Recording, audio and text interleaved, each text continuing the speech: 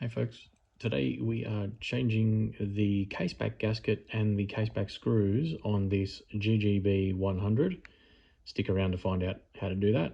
First thing we need to do to get access to the caseback is we need to remove the screws that hold these stoppers in place.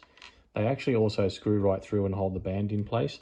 However, underneath that there are also some band pins as well, which I'll show you what they look like. Okay, once we've got the screws out, what we need to do is pull these away, like so. Okay, now what I've already done is taken the pins out too. However, you can see the large holes there where the screws go through. And then we've got, I don't know if you can see that. Let me see if I can get it into a decent light and zoom in a bit. So right inside here, when we pull this rubber away, we can see there's two holes. Okay, there's a larger one and then a smaller one, and the smaller one contains these pins right here. So we need to pull them out after we unscrew these. Once we do that, we should just be able to pull the straps away from the case back, and then we have these 4 screws here. Now today in this video we're going to replace some of these because they're a bit worse for wear. You can see this one down the bottom here is pretty rounded off compared to that one there. We're just going to replace all 4. That one up the top here is also pretty rounded off, and that one you can see is a little bit damaged too. So I've bought all 4 direct from Casio. We're going to replace that, and we're also going to replace the case back because it has been pinched and compromised. Now you do have to order this specifically from Casio. You can find them online and other retailers, but depends what you want to do. You can see it's a very specific shape to this watch. So I'm going to get in here and try my best to undo these screws without stripping them further and hopefully not breaking them inside the case. Let's see how we go. I've got those case back screws off. Now 2 of them were really stubborn, but we got them off in the end. So now we can remove this case back. And what we'll find is actually this is a 2-piece case back. You've got your plastic G-Shock layer, or that rubberized plastic, and you've actually got your main case back there. These do come apart, but I've just taken them off together. And then when we look at the actual module of the watch, here it is here. We don't need to change a battery or anything here, but we are going to change this case back gasket because it has been compromised. I don't know if we'll be able to see it in the video, but let's see if I can find. We can see it's a bit dirty anyway. Like there's a hair follicle or some sort of fiber there. There's a bit of dirt there, and there's a bit of dirt here. But there we go. You can see a bit of where it's compromised just here, and that's enough to cause a leak with the watch. There's also a line right here, and that can cause water and moisture to ingress into the module in the case, which is exactly what's happened. So we're going to go ahead and replace it.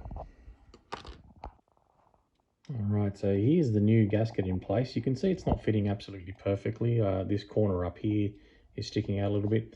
So we're just going to help push that in slightly and then put the case back on. We will be water pressure testing this watch anyway to make sure that there aren't any leaks. Alrighty, 4 brand new case back screws placed back on there. Now we're just going to throw the watch into our water pressure tester and make sure everything is okay and good to go there. Alright, so I've pumped my water pressure tester up to 5 bar, which is 50 meters. If the watch is going to leak, it's going to leak at this sort of level anyway. So this has been sitting in 5 bar of pressure, just in atmosphere above the water. And what we're essentially going to do now is push this plunger down, which won't stay down, unfortunately, because the watch case is too bloody big. But at the end of the day, we just need to look in here and observe for any sort of leakage and such. So while keeping the plunger down, because if I let it go, it's going to start rising because of the pressure inside the canister. So I'm going to keep it down so I can keep the watch submerged underwater there, and slowly use my palm to release the pressure here. And basically what we're going to do is watch for any air bubbles. Now we might see some big bubbles escape, but the idea is we don't want to see any nasties, any little trails or any continuous bubbles. So we're down to 4 bar.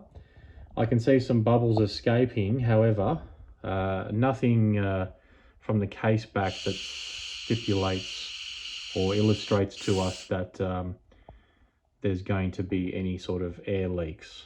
So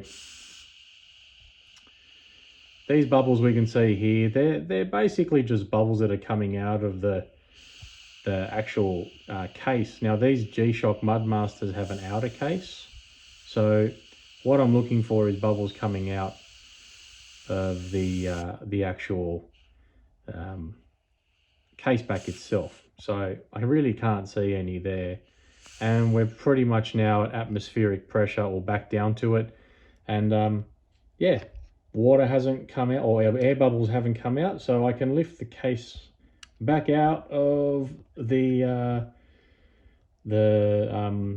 water pressure tester, and we can safely say that this watch is safe, and we can see that there's the watch is still ticking. If water got in there, things would stop, and we would also see some issues there. Now, one of the things that we can look at, and this is really hard to get out with one hand, unfortunately.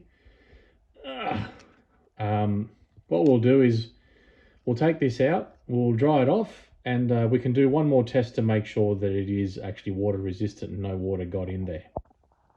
Alright, so this thing is pretty much back together. The only thing I've got to do is just screw these in. I'll get them done in a second, but I just noticed when I looked at the time, and I hadn't actually set the time on this watch, I hadn't replaced the battery.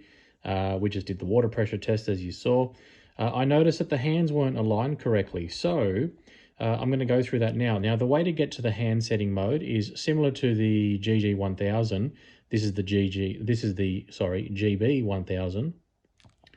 Is it? Hang on a second. GG-B100, my mistake. Right, well, what we're going to do is you hold down the adjust button, this one at the top left here, the A button in Casio terms, and hold it down until it says set, and then it'll say handset or H set. Keep pressing it down until you get the display saying sec 00. What that means is you have to press the buttons until that seconds hand is at 0. Now, to change the mode to hour set, you can see now the displays change from sec 0 to the time, which is midnight. It's hard to see, isn't it? Because it's a...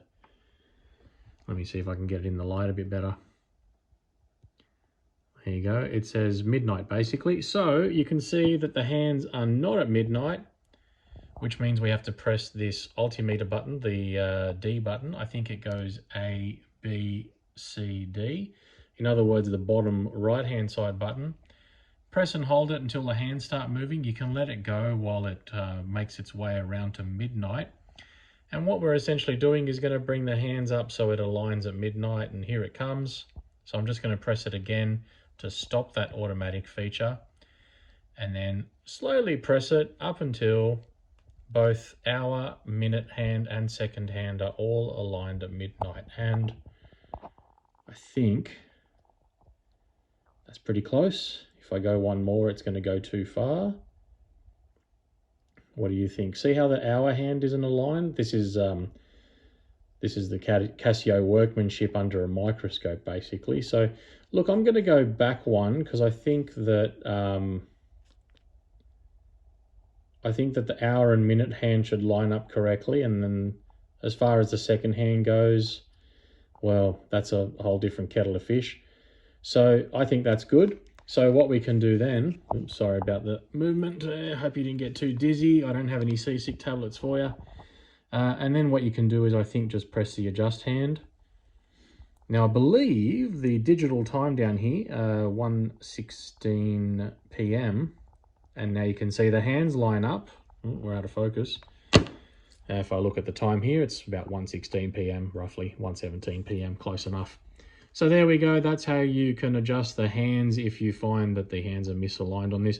That was obviously just an extra step I had to do because Well, let's give the customer his watch back in working condition, hey?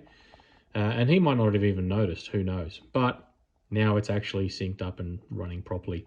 So I'm going to finish off screwing these band screws back down, and we'll call it a day. Thanks for watching. Any other questions or comments, put a message down below, see how we go. And subscribe and all that stuff, thumbs up, whatever. If you don't like the video, thumbs down, or just close the window and watch another video. All right, catch you later.